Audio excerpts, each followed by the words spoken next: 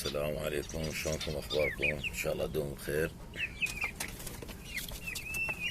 قدم تصوير مقطع عن الكتاكيت والدجاج، مقطع فيديو.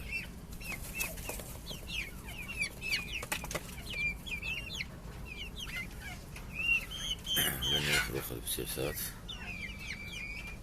بقن 4 من 16 ما شاء الله في تكبين المرض. يعني مرض دمرهن دمار، ما اعرف شنو هذا المرض. انفلونزا ما اعرف، تجي تورم عينه يومين 3 ويتوكل. مرض دمرنا دمار.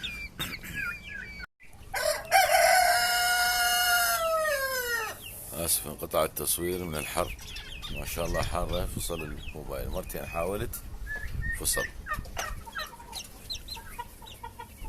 حارة، حر دمرني، دمر الدجاجات، تعبهن. هاي مالت المصلحة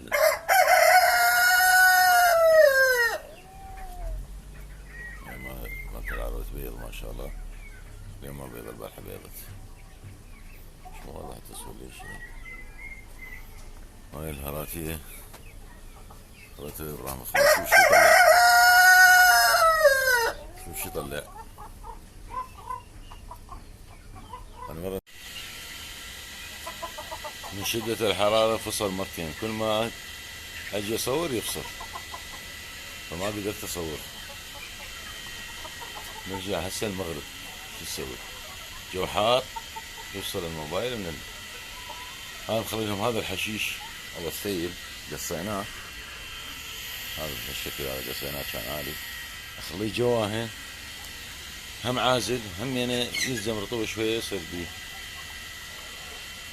استفادوا منه. هاي قلت لكم البارحة البراهمة كبيرة ما ادش بيها، كانت نايمة، اجت نايمة الباب لقيتها ميت. مي عدهن، اكل عدهن، كان يعني ما عدها نقص. بس شوف من نفس يفسات ما شاء الله شوية هم تتحمل هنا الحر.